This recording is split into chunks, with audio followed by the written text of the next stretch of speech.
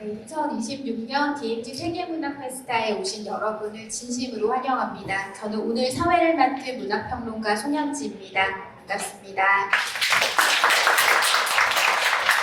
평소에 뵙기 힘든 독자분들과 또 작가님들을 이 자리에 함께 만나게 되어 반갑습니다. 이번 세션에서는 마이너리티, 작은 것들의 몸짓과 언어의 연대라는 주제를 중심으로 이야기를 나눠보려고 합니다. 마이너리티는 한국어로 소수자를 뜻하는데요. 장애, 젠더, 이주민, 로컬드과 같은 문제는 모두 이러한 소수자의 문제와 깊이 연결되어 있습니다. 문학은 오래전부터 우리가 사회의 주변부로 밀어두었던 이 존재들에 대해 주목을 해왔는데요. 오늘 이 자리에서는 한국을 비롯한 세계 문학이 어떤 방식으로 소수자의 주목을 해왔는지, 그리고 소수자의 시선으로 우리의 현실을 어떻게 새롭게 써내려 갈 수 있는지에 대해 세 분의 작가님과 함께 이야기해 보려고 합니다. Good afternoon and welcome to the 2026 DMZ World Literature Festival.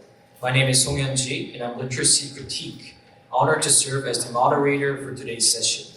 It is a true privilege to bring together writers who many of us have only met through the pages of their books. In this session, we will explore the theme minorities, the gestures of the small and the solidarity of language. The term minority broadly refers to those who exist as social minorities. Issues such as disability, gender, migration, and locality are all deeply connected to questions surrounding minority experiences. Literature has long drawn our attention to those who have been pushed to the margins of society. Today, together with our three distinguished writers, we will reflect how literature in Korea and around the world has engaged with minority perspectives, and how these perspectives might allow us to reimagine and rewrite the realities we inhabit.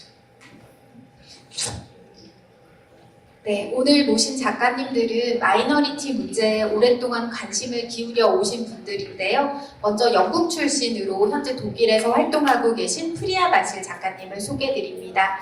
작가님은 국경을 넘나드는 활동가이자 작가로서 다양한 글쓰기를 통해 이주, 환대, 돌봄, 그리고 인간과 자연의 관계를 꾸준히 탐구해 오셨습니다. 3년 전에도 DMZ 세계문학 페스타에 참석하셨고 이번에는 공동조직위원장으로도 함께해 주셔서 이 자리가 더 특별한 의미로 다가오실 것 같은데요. 오늘 오신 독자 여러분께 작가님께서는 아주 간단한 자기소개와 함께 소감을 들려주시면 감사하겠습니다. Our speakers today are writers who have long engaged with questions surrounding minorities in their work. Let me begin by introducing Priya Basil, who is originally from the United Kingdom and is currently based in Germany. Issues such as migration, hospitality, care, and the relationship between humans and nature through a wide range of writings, including fiction and essays. In her book, Be My Guest, she reflects deeply on the concept of hospitality, examining how we relate to others and how we imagine community. 3 years ago, she has visited Korea to participate in the DMZ Festa, and Priya also joined the DMZ World Literature Festival in 2023, and she's participating this year as core organizing committee chair. Priya, may I invite you to briefly introduce yourself and share your opening remarks?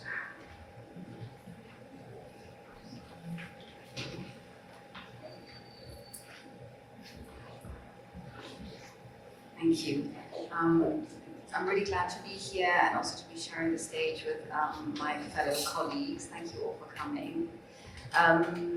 It's such a pleasure to return to Paju City, to be surrounded by these books and this environment, by people who love reading. The community that's created through books and stories is, I think, a really precious one that we can always turn to. Even when we're alone, we can find company through a book. And I like the title of this panel, Small Gestures, Shared Worlds. It's a reminder of how even the smallest act of paying attention to another can create a commonality, can create a bond.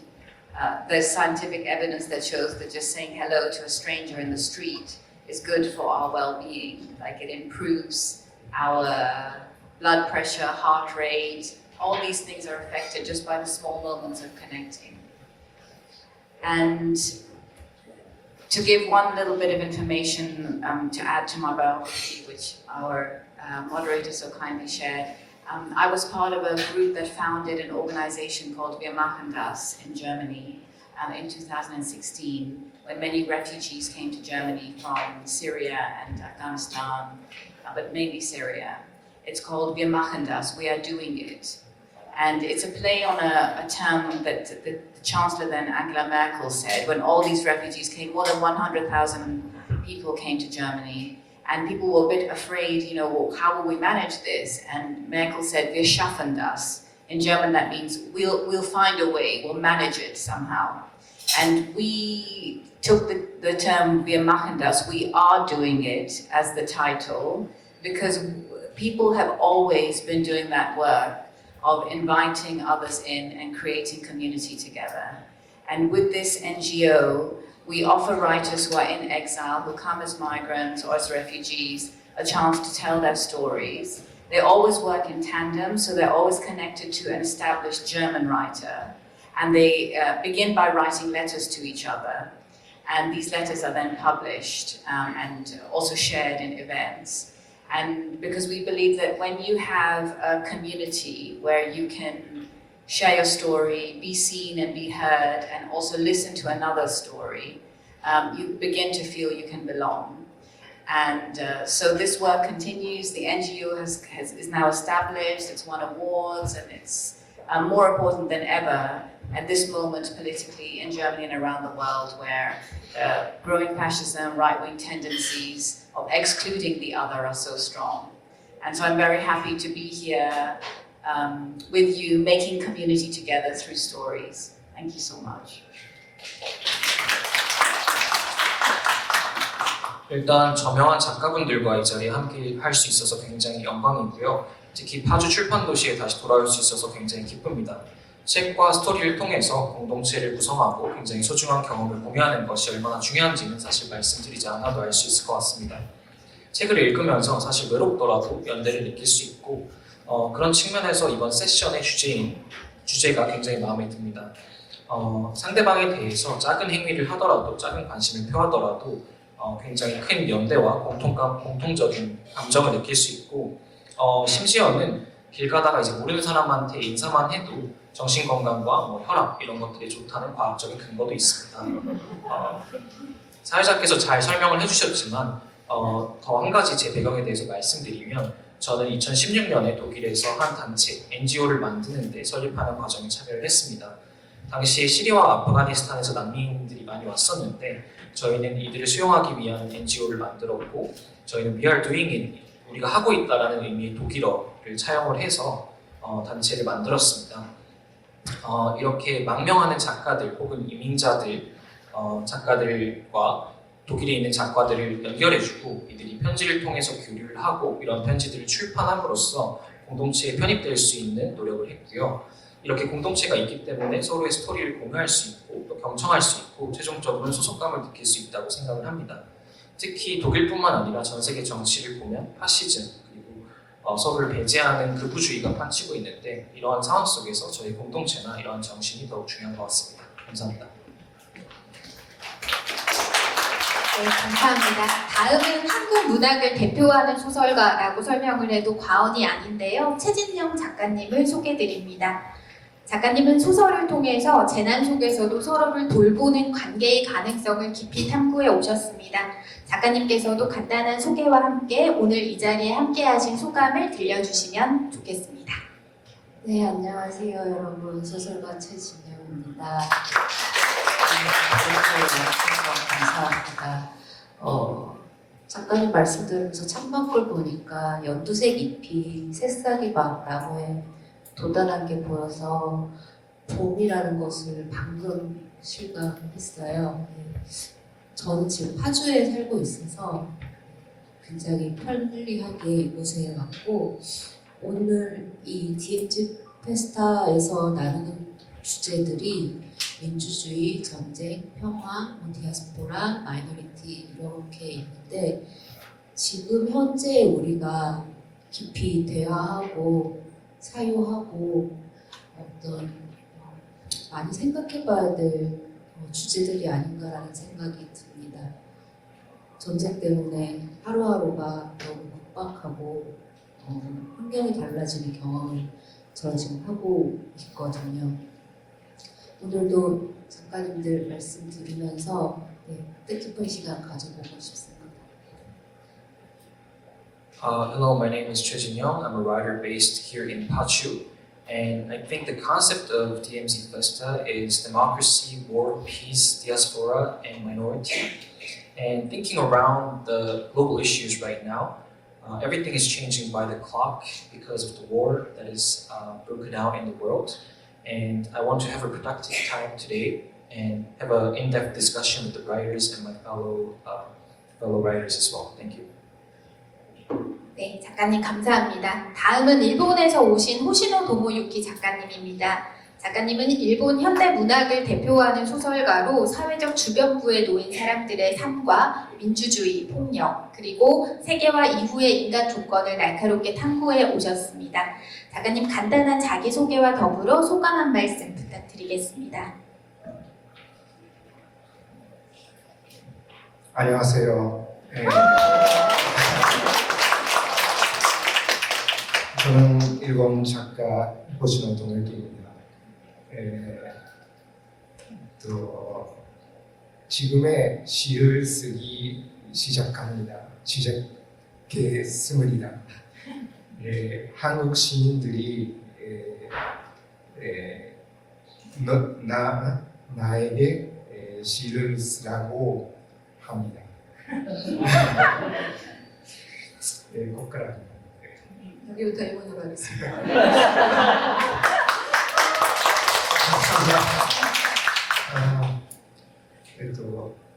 バシーさんがすごく木のことを素敵に書いたエッセイ小説の一部を読みましたけども、私も、大きくなったら、植物になりたいと思っていましたけれども、もう今十分に大人なので大きいので、植物は諦めて、詩を書くことにしました。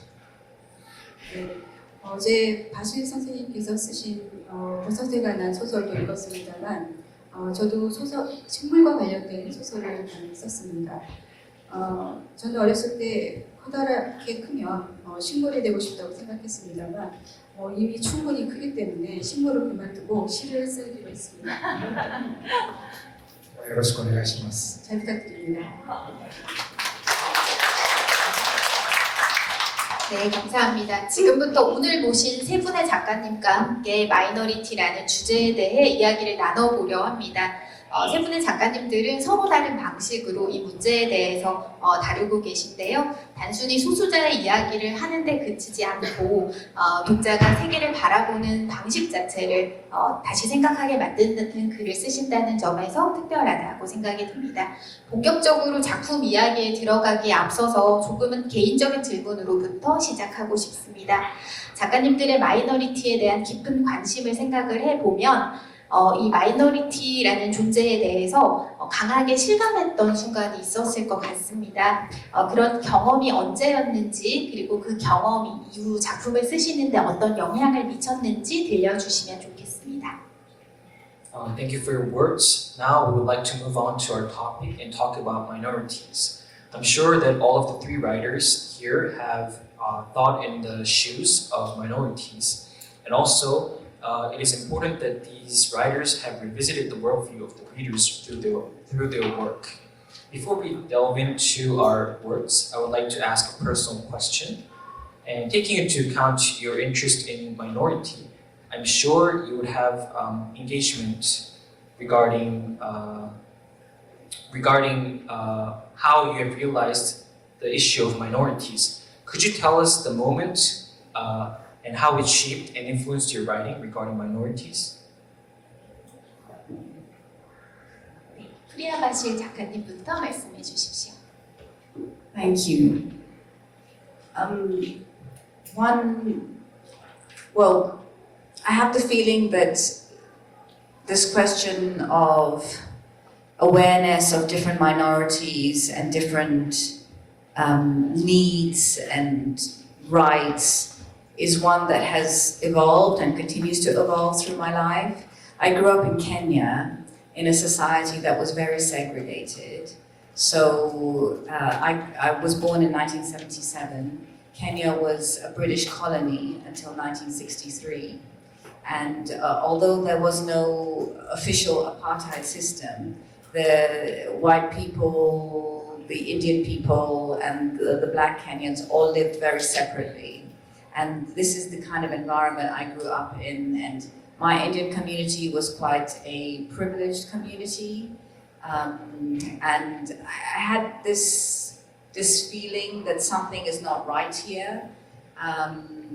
But I think I didn't really start to think deeply about that until I was in my 20s, so quite late. I mean, sometimes there are people who from very early on are very alert to injustice. I mean, I think all children are, but some can articulate it.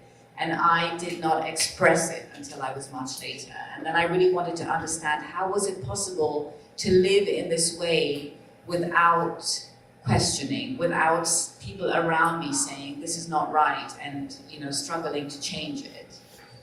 And one of the things that helped me in this questioning was my becoming aware of feminism and feminist thought.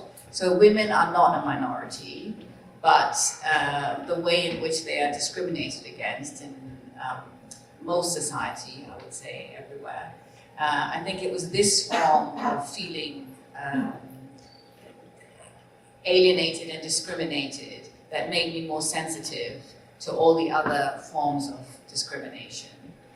And this is an ongoing process of thinking and questioning and practicing openness. And for me, it was clear that all struggles are connected, that it's not enough to just fight and ask for more equality for women, because equal to whom? I don't want to be equal to the most privileged man, while other groups don't have their rights. So this question of equal to whom is one that I still haven't answered. I also don't want to live in a world where other animals are mistreated for the sake of humans and other plants and other beings. So I feel as though over the years, the questions of who need to be included within this circle of care and consideration has kept growing. And that for me is a beautiful thing. It's very difficult because we live in systems that privilege humans, certain kinds of humans. Where I come from in Europe, there's still, and we're seeing it now, of course, with the politics, that there's a privilege for white people, and there's a kind of still a white supremacy system. And for me, the way to move against that is to come into relation with as many others as possible and to work together. And I think literature has a place to play in expanding our imagination of who we are connected to and who can be our allies in struggling for justice. 일단은 제가 이 경험에 대해서 말씀드리자면 사실 저는 이 소수자에 대한 인식이 삶을 살아가면서 더욱 확대됐습니다. 저 같은 경우에는 어렸을 때 케냐에서 자랐고 1977년에 이제 출생을 했는데 케냐 같은 경우에는 1963년까지 영국 식민지였습니다. 공식적으로 아파르테이드는 없었지만 백인들과 인디안 그리고 케냐는 흑인들이 각자 다른 계층에서 각자 다르게 살아갔습니다. 저 같은 경우에는 사실 일종의 특권층에서 자라났다고 할 수 있는데 그게 맞지 않다는 생각을 가지고 있었습니다. 하지만 20대 들어서야 사실 이런 생각에 더 몰두하게 되었고 표현을 하게 되었습니다. 물론 어떤 사람들은 어렸을 때부터 이런 부정한 것들에 대해서 인식도 더 있고 목소리를 내긴 하지만 저는 20대 들어서야 이런 질문들을 조금 더 하게 되고 표출을 하게 된 것 같습니다. 특히 저를 이 과정을 이끌어준 것이 페미니즘과 페미니즘적 사고라고 할 수 있겠습니다. 여성 같은 경우에는 사실 소수자는 아니지만 대부분 사회에서 차별을 받는 것이 실정입니다. 이런 페미니즘에 대한 생각을 통해서 다른 차별이나 다른 소외에 대해서 더 관심을 가지게 된 것 같습니다. 저는 여러 가지 사고도 하고 여러 가지 질문을 스스로에게 던지며 연습을 해봤는데요. 어떻게 내가 오픈리스, 어떻게 내가 오픈마인드를 가질 수 있는 것인가에 대해서 질문을 했습니다. 사실 모든 투쟁은 연결되어 있다고 생각을 하는데 그렇다면은 내가 이퀄해지기 위해서 다른 것들을 희생하지 않느냐 이런 질문들도 할 수 있고 또한 사실 저희는 굉장히 인간 중심적인 세상에서 살고 있는데 이 과정에서 동물이나 식물이 부당한 대우를 받지 않았으면 좋겠다 이런 생각도 항상 가지고 있습니다. 결론적으로 말씀드리면 제가 생각하는 이 서클이 나이가 들어갈수록 더욱더 확대되고 있고요. 사실 저희는 인간이 특권을 지닌 세상에 살고 있기 때문에 굉장히 어렵지만 이렇게 확대돼 나가는 것이 아름답다고 생각을 합니다. 그래서 최대한 다른 사람들과 협업을 하고 연대를 하는 것이 좋은 방법일 것 같고 문학을 통해서 이런 것들을 달성할 수 있다고 생각합니다. 감사합니다. 네, 작가님 깊이 있는 답변 감사드립니다. 그 다음에는 최진영 작가님 먼저 말씀해 주시겠습니다. 네, 저 같은 경우는 사실 자라면서는 제 주변에 저와 비슷한 조건과 환경의 사람들이 있었기 때문에 소수자성이라는 것에 대해서 깊이 생각해보지 않았던 것 같아요. 그게 저의 기본이었기 때문에. 그런데 오히려 저는 소설을 쓰면서 그 소수자성에 대해서 깊이 더 생각을 하게 된 것 같습니다. 왜냐하면 제가 첫 책에 한 소녀의 이야기를 썼는데 그 소녀를 통해서 저는 그때까지 제가 이 세상을 어떻게 감각하는지, 나의 눈에 사람들이 어떻게 보이는지, 내가 이 삶을 어떻게 생각하는지에 대해서 그 소녀를 통해서 풀어냈는데 어떤 분들은 그 소설을 보시고 너무 지나치다 혹은 과장이 있다, 뭔가 좀 다르다라는 말씀을 해주셔서 내가 세상을 보는 눈이 누군가에게는 그렇게 느껴질 수도 있겠구나를 처음 감각을 했었고 이후에 소설을 쓸 때 소설이라는 것은 사실 글을 쓰는 행위이기도 하지만 저에게는 두 가지 의미로 다가오거든요. 첫 번째는 내가 아닌 가상의 인물의 삶을 감정적으로 살아보면서 그 인물을 열심히 상상해보는 것이 소설가의 첫 번째 일이고 두 번째는 사람들이 당연하게 보는 것들에 대해서 질문해보는 것. 그것이 과연 보편적이고 타당한 것인가? 라고 질문을 던지는 게 저는 소설의 일이라고 생각을 하는데요. 소설을 쓰면서 그렇게 타인의 삶, 내가 아닌 타인의 삶에 대해서 적극적으로 상상해보는 일과 이 세상에 대해서 질문을 던지는 일을 지속적으로 하다 보니까 사람들이 치워놓는 존재, 혹은 지우려는 존재, 혹은 차별하거나 혐오하거나 무시하려는 존재에 대해서 더 깊이 사유해 보게 된 것 같아요. 오히려 글 쓰는 일이 저에게 그런 시선을 선물해 준 것 같습니다. 네, 감사합니다. 오늘 준비해 놓은 박수 부탁드리겠습니다. 오늘 준비해 놓은 그 공통 질문과 개별 질문이 많은데 시간 관계상 지금 생략을 하고 있거든요. 그런데 최진영 작가님께서 미리 그 질문들에 대해서도 폭넓게 얘기를 해주신 것 같습니다. 그러면 마지막으로 호시노 도모유키 작가님의 말씀을 들어보겠습니다.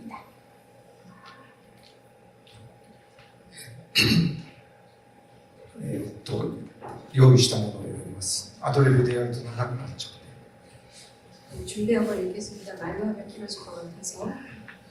大きく3つあります。まずは、女友達、女性の友人たちです。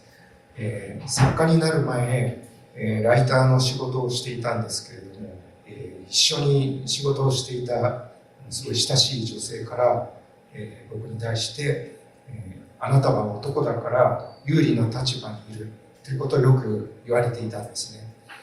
僕自身はすごく地味な人間なので損をしていると思ってたから、そんなことはないとずっと否定をしてたんですけれども、何度も言われているうちにだんだん意味が分かるようになっていきました。その時に、マジョリティというのは、自分がマジョリティであることに無自覚でいられる立場なんだなということを、体験として学びました。 좀 잘라서 통역하겠습니다. 크게 세 가지입니다. 첫째, 여자친구들 때문입니다. 작가가 되기 전에 저는 기자 생활을 좀 했습니다만 친한 여성 동료가 저에게 너는 남자니까 유리한 입장에 있다라는 말을 했습니다. 하지만 저는 평범한 사람이라고 생각했기 때문에 그렇지 않다고 말했습니다.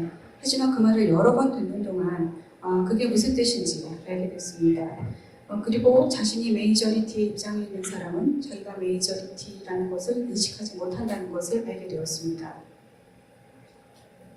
で、2つ目は、20年ぐらい前の作家になった後ですけれども、若い友人を、3年ぐらいで3人自殺し、若い友人たちが自殺して亡くなってしまうということが、ありました。でその人たちがどんな生きづらさを抱えているのかということを全然僕は知らなかったので、大変ショックを受けました。でそのうち2人はセクシュアルマイノリティだったんですけども、それが直接自殺と関係しているかどうかは分かりません。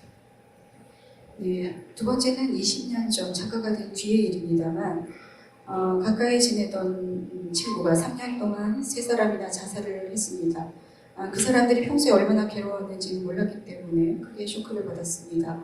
그중 2사람은 성소수자였습니다. 하지만 그것이 그들의 자살과 관계가 있는지는 잘 모르겠습니다. で3つ目は、ホームレス作家という活動に関わったことです。韓国でもビッグイシューっていう雑誌があります。韓国でもホームレス作家に参加したことあるんですけども、その活動に長く関わるうちに、ホームレス作家というインクルーシブなはずの枠組みでも、そこから外れてしまう人たちがいるっていうことを、いろいろ、見て気がつくようになりました。 세 번째는 홈리스 축구와 관련해서입니다. 한국에도 빅이슈라는 잡지가 있지요. 한국에서도 홈리스 축구를 같이 한 적이 있습니다. 홈리스 축구와 오랫동안 관계하고 있는 동안 인클루시브한 틀일 그 홈리스 축구 안에서도 소외되는 존재가 있다는 것을 알게 되었습니다. 네, 작가님 답변 감사드립니다. 박수 한번 부탁드립니다. 그러면 공통 질문에 이어서 이번에는 작가님별로 개별 질문을 드려보도록 하겠습니다. 먼저 최진영 작가님께 개별 질문 드려보려고 하는데요. 해가 지는 곳으로라는 소설에서는 레즈비언 커플이 나오고 장애를 가진 아이, 그 다음에 여러 폭력 속에서 위태로운 삶을 살아가는 청소년처럼 재난 상황에서 가장 먼저 위험에 놓일 수 있는 인물들이 중심에 놓여 있습니다. 많은 재난 서사가 사실상 강한 자를 영웅으로 두고 전개되는 것과 달리 작가님께서는 오히려 취약한 존재들을 이야기의 중심에 놓고 그들이 끝까지 살아가는 이야기를 다룬다는 점이 인상적이었는데요. 작가님께서 이러한 설정을 하신 것이나 아니면 결말을 선택을 하는 일이 작가님 개인에게는 물론 한국 사회에는 어떤 의미나 의의를 가지는 것인지 여쭤보고 싶습니다. 그다음 또 하나 질문을 드려보자면은 저는 소수자의 문제를 다루시는 데 있어서 재난이라는 상황을 설정을 한 점이 이 소설에서 중요하게 여겨졌는데요. 재난의 상황 속에서 이 소수자의 문제를 다루고자 하신 이유에 대해서도 여쭤보고 싶습니다. 네, 감사합니다. 저희가 그냥 친구들끼리 앉아서 우스갯소리로 그런 얘기 하신 적 있을 거예요. 만약에 전쟁이나 어떤 재난 상황이 되면 난 제일 먼저 죽을 것 같아. 나는 탈출하지 못하고 내가 가장 먼저 죽지 않을까? 이런 이야기들을 친구들이랑 많이 나눠봤는데 그 이유를 우리는 말하지 않아도 알 수 있죠. 어떻게 보면은 그런 재난 상황에서는 가장 취약한 존재라고 느끼기 때문인 것 같은데요.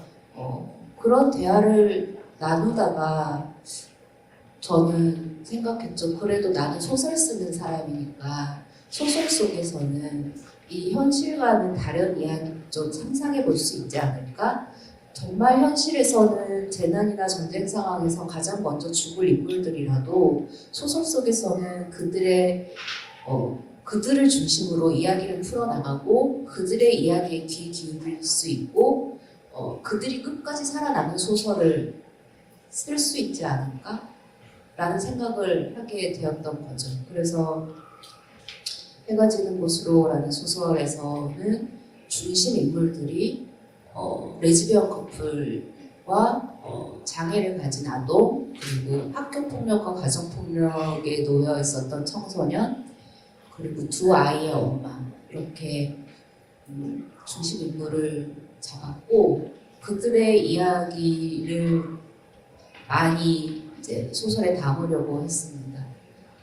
그런 재난 상황에서는 잘 들리지 않을 목소리들을 소설 속에서 그려보려고 했고 그게 그 소설을 읽은 독자분들께 어떤 영향을 끼칠지는 잘 모르겠지만 일단 그 소설을 처음부터 끝까지 쓰면서 도리와 진아와 건지, 미소, 류의 입장으로 살아본 저로서는 제 안에서는 큰 변화가 일어난 것 같아요. 그 소설을 쓰기 전에는 재난 속에서 불행과 비극 속에서 사람이 어떤 힘을 갖는지에 대해서 깊이 사유해보지 못했는데 그 소설을 쓰는 과정 속에 그들의 목소리에 깊이 귀를 기울이다 보니까 이런 불행과 비극 속에서도 사랑이 나를 나답게 하고 나를 지켜줄 수 있겠구나를 저는 소설을 쓰는 과정을 통해서 배우게 됐던 거죠. 그래서 그 사랑을 믿고 사랑을 지키려고 하는 마음가짐을 절대 잊지 말아야겠다라는 생각을 저는 했고 저의 그런 마음이 독자들에게 잘 가닿기를 바라고 있습니다. 그리고 두 번째 질문에서 왜 재난 상황에서의 소수자인가를 물어봐 주셨는데 사실 일상이 재난인 사람들 있잖아요. 남들이 보기에 나는 그렇게 안 보일 것 같지만 지금 내가 지옥 한가운데 있는 사람들이 있죠. 우리는 각자의 지옥을 품고 이 세상을 살아가고 있는데 어쨌든 그런 평범한 일상 속에서 소수자의 재난을 그리면 그건 그들의 재난으로 끝날 것 같았어요. 그거는 제가 원하는 방향이 아니었어요. 그래서 모두가 비슷하게 배고프고 위험하고 타인을 믿을 수 없고 이동이 힘들고 내가 지금 살아남을 수 있을지에 확신이 없는 그게 만약에 재난이라면 온 인류를 그 재난에 빠뜨려 버리면 온 인류가 비슷한 재난을 겪고 있으면 그러면 조금 더 소수자가 가지고 있는 일상의 어려움과 차별과 혐오에 대해서 덜 말하면서 훨씬 더 잘 표현할 수 있지 않을까라는 생각으로 전 인류를 재난에 빠뜨리는 설정을 해보았습니다. 소설이니까요. 네, 답변 감사합니다. I was actually talking to my friends. If there's a war outbreak or if there's a disaster happening, I jokingly said to my friends I would die first and I would not make it. And through this experience, I began to think about the minorities in terms of disaster. And as a writer, I could flip the story and make a novel where these kind of vulnerable people could survive until the end. They would not die first. I would actually highlight their stories during my novel, and they will survive until the end. And in my novel, To the Warm Horizon, I have 4 protagonists. One is a lesbian couple. Second is a disabled kid. And third is a adolescent who has suffered from domestic and school violence. And the last one is the mother of 2 kids. And I tried to depict these protagonist stories in the setting of a disaster. because I don't know how it would have been relayed to the readers, but I wanted to empathize and I wanted to live in the shoes of their stories. And personally, I felt a lot of change in that process. Before writing the novel, I did not have the luxury to think deeply about the human psyche in terms of disaster, but through that I was able to think about how we think about ourselves during disaster. And through that experience, I realized the importance of a mindset to love more and to protect our love towards each other. And I hope that these kind of feelings is well relayed to the readers as well. And regarding to the second question, you asked me why I chose disaster as my setting to emphasize the realities of minorities. And the answer is that there are some people who live in disasters. People don't realize, but some people literally live in hell in their everyday lives. And if we try to depict minorities in our normal everyday lives, their situation would not be highlighted as much. That is why through my novel, I wanted to put everybody, the whole universe, into a disaster. And I wanted to make all the people in a situation in which they cannot believe each other, they're uncertain about their survival. So through this setting, I want to express and clearly highlight discrimination and abomination towards their everyday lives. Thank you. 네, 감사합니다. 그러면 이번에는 호시노 도모유키 작가님께 개별 질문을 드려보겠습니다. 가장 최근에 한국어로 번역된 소설집 식물기를 흥미롭게 읽었는데요. 오늘 오신 김석희 선생님께서 번역을 해주신 소설입니다. 이 책에서 식물과 한 몸이 되는 인물들이 등장하는 장면을 읽으면서 저는 2020년대 초반에 한국 소설에서 비교적 자주 발견되는 표현과 겹쳐지는 것이 흥미로웠습니다. 최근까지 한국 문학에서는 지구의 마이너리티라고 할 수 있는 비인간 존재에 대한 관심이 높은데요. 일본에서도 이런 비인간 담론이나 생태적 상상력에 관한 논의가 활발하게 진행이 되고 있는지 여쭤보고 싶고요.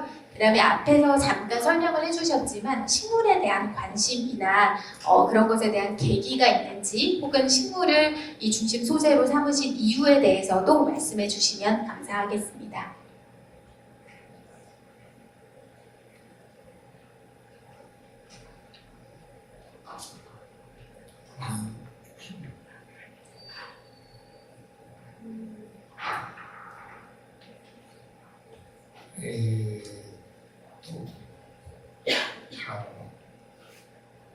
まず、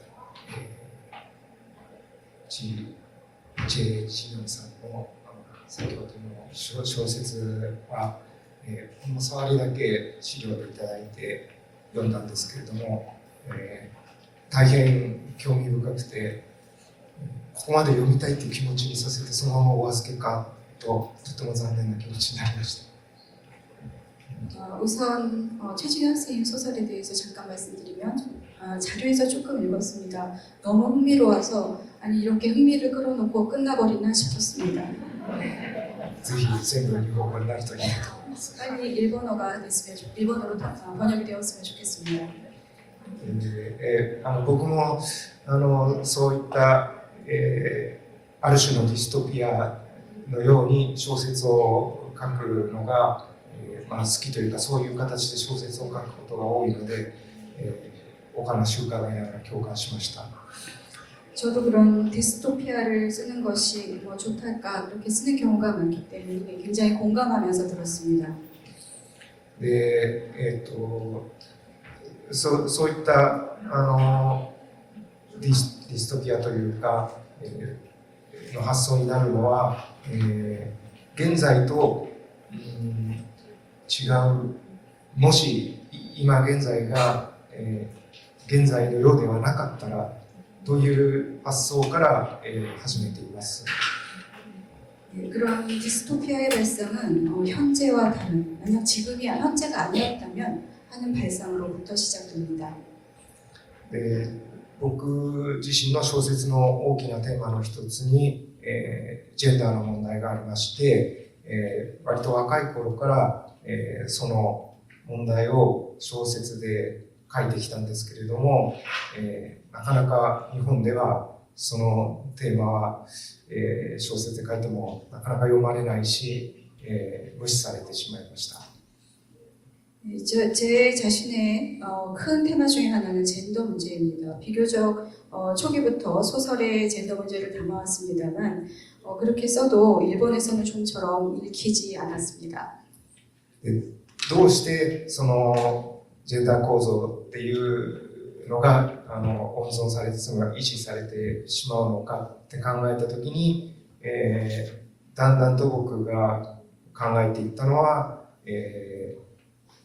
男性と女性の権力の構造じゃなくて、男性、女性っていうふうに2つに分けるっていう、そのこと自体が問題なのだと考えるようになりました。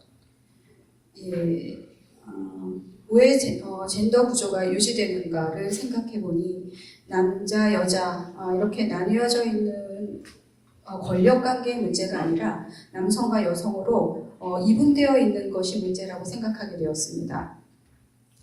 男性、女性という線引きをしないやり方っていうのはどうしたら可能なのか、どういうイメージだったら可能なのかと考えているうちに植物の世界に惹かれていきました。 남성과 여성을 선긋는 일이 어떻게 가능한지를 생각하는 동안 식물에 관심을 가지게 되었습니다. 植物の世界ではもちろん雌しべ、雄しべっていう男性女性みたいな分け方をするところもありますけれども、現実には株で増えたり株で分かれていったりだとか、切れた葉っぱや枝から根っこが出て増えたりといった、形をとります。それは男性、女性という分け方では見えてこない世界像だと思います。 식물의 세계에서는 물론 암술, 수술 이렇게 남녀가 구분되는 경우도 있습니다만 현실적으로 보면 식물은 포기로 나누거나 떨어진 잎이나 가지에서 다시 뿌리가 나서 자라는 경우가 있습니다. 이런 경우는 남녀로 나눌 수 없는 세계입니다. そのような目で、世界というか地球を見渡せば、人間が思っている分類の仕方っていうのではない世界がいろいろ見えてくると思います。で、実際に人間のいろんな分類の仕方、ジェンダーだけじゃなくて人種でも民族でもいろいろそうですけども、そういったものは、違ったあり方をできるんではないか。そのように考えていると、空想的な設定で小説を書いていくことになります。 인간이 분류해온 여러 가지를 생각해 보면 그런 식으로 인간적인 분류에 해당하지 않는 경우가 많기 때문에 그런 식으로 나눠 생각하면 젠더나 인종, 민족 이런 것도 그렇게 양분하지 않고 다른 선거 나누지 않고 다른 방식으로 생각할 수 있는 방법이 있지 않을까 하는데 생각이 미쳤고 그래서 식물에 대한 공상으로 달려가게 되었습니다. まあ、さらに言えば、例えばジェンダーで言えば今は男性女性以外にもセクシュアリティやジェンダーを表すカテゴライズする言葉はたくさんあると思うんですけども、どれほど細かくカテゴライズしてもそこから外れてしまう人は必ず出てくると思います。 젠더로 이야기하면 남자, 여자로 나누고 또 그 안에도 여러 가지 섹슈얼리티로 나누는 방식이 있습니다만 아무리 나눈다 하더라도 거기서 떨어져 나가는 후회되는 사람이 있을 거라고 생각합니다. で、今現在の僕自身もそういう状態なので自分をカテゴライズする言葉を今持っていません。で、だけれども、小説文学の言葉であればそれをカテゴライズする言葉なしで存在を表すことが、できるんじゃないかと思っています。 사실 현재 저 자신도 자신의 범주를 정하지 섹슈얼 아이덴티티 범주를 정하지 못하고 있습니다. 하지만 소설이라면 그런 범주화하지 않고 범주화를 거치지 않고도 표현할 수 있는 방법이 있지 않을까 하는 생각을 하게 되었습니다. 以上です。 이상입니다. 박수 부탁드리겠습니다. 네, 마지막으로는 프리아 바실 작가님께 개별 질문을 드리려고 하는데요. 세계에서 가장 오래된 나무를 읽으면서 인간이 나무와 같은 물질로 이루어져 있다는 깨달음이 구체적으로 드러나는 부분이 특히 인상적으로 다가왔습니다. 한국에서도 코로나 이후에 식물에 대해 관심을 갖는 사람들이 늘어났지만 바깥 활동이 다시 가능해지면서 그러한 관심도 점점 사라지고 있습니다. 시간을 들여서 오래된 나무를 바라보거나 자연의 존재를 체감하기 어려운 오늘의 현실에서 문학의 역할이 중요하다는 작가님의 의견에 동의합니다. 그렇다면 문학이 어떤 방식으로 나는 자연이고 자연은 나였다라는 몸의 감각을 다시 일깨울 수 있을지 그 구체적인 방법과 문학의 역할에 대해 말씀해 주시면 감사하겠습니다. Now I would like to turn to Priya Bazil. While reading your essay, The Oldest Tree in the World, I was particularly struck by the moment in which the realization emerges that the human body is composed of the same material as trees. In this sense, in Korea, after the COVID-19, a lot of people became interested in plants, but the interest kind of faded out. And I think in this era, we don't spend a lot of time just gazing at the old trees and sensing the nature. And I believe literature plays a bigger role in this era right now. Could you speak about how literature might awaken, once again, the bodily awareness that I was nature and nature was me and was everyone? In other words, what kinds of literary approaches or practices might help restore the lost sense of connection? Thank you so much for this question. And before I continue, I'd just like to refer to a couple of things that my colleague said, which I really appreciated. I was quite struck by what Tomoyuku said about gender and this kind of binary, and about plants being very multisexual and therefore also offering just a different spectrum of possibilities for us to think with. And of course, the kind of one of the problematics of the way in which so with Descartes, I think, therefore I am, this privileging of intellect above all forms of knowing, so that the knowing that happens through the body, through the senses, is something that we have and is still there, but is not thought of as let's say, accurate or authoritative as the knowledge of reason. And for women, this has always been really tricky because women have been associated with nature, and therefore they're weak. And so what feminism has also done, and necessarily, is to emphasize that women are as capable of using reason as men, and that has been like the terms on which equality or more equality has also been struggled for. But I think it's really interesting, this moment that we are in which we are realizing, because of the way in which the earth has been exploited for the kinds of systems that we live in, and the way in which we have a climate crisis, and are forced to recognize that we are absolutely dependent on all these beings around us, plants, trees, nature, all of it, that we are part of it and we need it.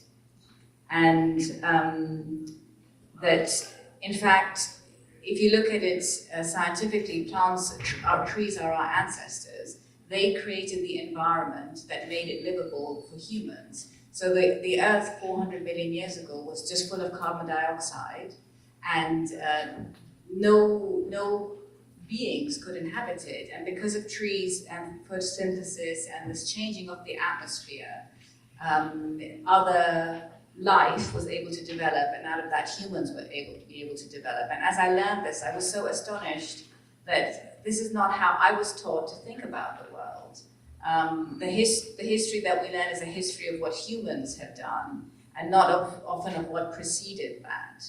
And in other cultures, and maybe this is also the case in Korean culture, please excuse me if I express an ignorance here, but there are other cosmologies which place humans very differently amongst the rest of life, and which recognize that there was other life that was there before us and on which we depend.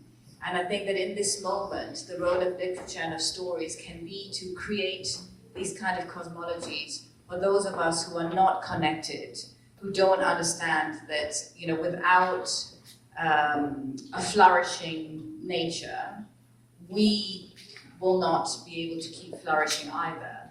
That our well-being depends on the well-being of all other creatures, plant, animal, you know, rivers. All these are living beings in other cultures. They are recognized as having in New Zealand, for example, a river has been given personhood. So we're in the midst of this very exciting shift of understanding. Of course, it's not new. Others have known this for a long time, but I'm speaking from somebody who's very steeped in a Western knowledge system. That many of us are beginning to understand that we need to think differently. And just to add one more thing, I'm so sorry for my translator taking so many notes, but in Korea you have this tradition of forest bathing. So in that sense, you also know that to go and to be amongst trees is to feel better, and it's actually part of like a health practice that is promoted by the government. And so there is an understanding, but there's still a sense that humans are above all other beings and have a right to control and arrange them. And I think for me, part of writing now is to think, how can I write in a way that the human is not at the center, is not the hero of the story, but that all of life and the interconnections and the interdependence of all life is present and is shown and is celebrated. And so as a writer, I find that very exciting because it's really hard also when you're used to narrating in a certain way to shift. But I also really loved what Choi Jin-yong said about the novel as a way to inhabit another consciousness, another life. Like, this is a beautiful gift that is available to readers and writers. And so, yeah, to have that privilege of trying to imagine and being able to step into another world is one that I really cherish, and I think has a lot of power to help us as we meet these difficult times. 일단 질문 주셔서 감사드리고, 먼저 동료 작가분들의 의견에 대해서 첨언을 드리자면요. 일단 호시노 작가님께서 이제 젠더에 관련된 이분법이나 식물을 통해서 다양한 스펙트럼의 관점을 가질 수 있다는 점에 대해서 굉장히 인상 깊게 들었습니다. 사실 저희가 생각해 봐야 될 것이 어떤 저희의 지능, 지성 혹은 저희 이성 같은 경우에는 굉장히 많이 높게 평가되고는 하는데, 사실 뭐 여성 같은 경우에는 이 부분에서 많은 어려움을 겪었습니다. 여성은 전통적으로 자연과 더욱더 연관지어서 생각이 되었고, 따라서 이런 측면에서 이성적으로 약하다라는 편견이 있어 왔습니다. 그래서 저는 사실 페미니즘을 통해서 이런 것들을 강조할 수 있었고, 여성들이 남성만큼 이성적이고 합리적인 존재다라는 것을 조금 더 조명할 수 있었다라고 생각을 합니다. 그리고 또한 제가 흥미롭게 생각하는 것은 현재 저희가 살고 있는 세상이 뭐 기후변화나 이런 인간으로 인해서 자연이 파괴되는 그런 현상들을 목도하고 있지 않습니까? 이것을 통해서 역설적으로 인간이 자연에게 굉장히 의존적이다라는 점을 부각하고 있다고 생각을 하고요. 저희가 과학적으로 보면 사실 나무가 저희의 조상격이라고 저는 생각을 합니다. 예를 들면 이산화탄소만 있던 시절에서 인간이 살 수 있고 생물체가 살 수 있는 환경을 만들어준 것이 바로 나무이기 때문에 이런 부분들도 굉장히 흥미롭고 놀라웠고요. 사실 저는 뭐 서구 중심 교육을 받았기 때문에 이러한 사고를 가지지 못했었는데, 내가 이런 사고를 갖고 있었구나라고 깨닫는 것이 굉장히 놀라웠습니다. 사실 역사 같은 경우에는 사실 인간의 성취에 대해서만 집중을 하고 인간 이전의 환경에 대해서는 조명을 하지 않기 때문에 사실 한국에서 교육은 어떻게 진행되는지는 잘 모르겠습니다. 하지만 인간이 이제 출현하기 이전에 자연에 대해서 조명하는 것도 굉장히 중요하다고 생각을 하고요. 이런 측면에서 문학이 큰 역할을 할 것 같습니다. 이러한 자연에 대해서 연결되어 있지 않고 또 자연이 없다면 인간의 번영이 없었다라는 것을 좀 느끼기 어려운 분들한테 좀 체득할 수 있는 기회를 줄 수 있는 것 같습니다. 또한 예를 들면 다른 문화권, 예를 들면 뉴질랜드 같은 국가들에서는 강의 인간성을 부여하고 있습니다. 이런 변화들이 굉장히 흥미로운 변화라고 저는 생각을 하고요. 사실 저는 서구의 교육을 아까도 말씀드렸듯이 받았기 때문에 이런 것들이 좀 새로운데 이것을 통해서 사고를 다르게 할 수 있다는 점이 굉장히 좋은 것 같습니다. 그리고 이제 대한민국의 문화에 대해서도 제가 이제 아는 만큼은 말씀을 드리자면 한국에서도 이렇게 숲에 가서 나무를 보고 소위 말하는 힐링도 하고 또 쉬는 것을 정부 차원에서도 권장하는 것으로 알고 있습니다. 이런 부분의 이해도도 굉장히 사실 좋지만 더 나아가서 인간이 다른 생물체 위에 있다는 생각은 사실 좀 탈피해야 된다고 생각을 합니다. 저는 작가로서 사실 인간이 중심에 있지 않고 인간만이 주인공이 아니고 모든 생물체의 상호 의존성이 중요하다는 점을 강조하면서 글을 쓰려고 하고 있습니다. 하지만 글을 쓰던 저희의 관성이 있기 때문에 이렇게 글을 쓰기가 사실 어렵기도 하고 재밌기도 합니다. 그리고 마지막으로 최진영 작가님이 말씀해 주셨듯이 사실 이렇게 소설을 쓰는 과정 그리고 또 독자로서 소설을 읽는 과정에서 자기가 경험하지 못한 다른 사람들의 삶을 체험해 볼 수 있다는 점에서 굉장히 큰 축복이라고 생각을 하고요. 그리고 이렇게 상상력을 발휘해서 남의 인생에 공감하고 또 동정할 수 있는 것이 굉장히 큰 힘이라고 생각을 합니다. 감사합니다. 네, 답변 감사합니다. 세 분 작가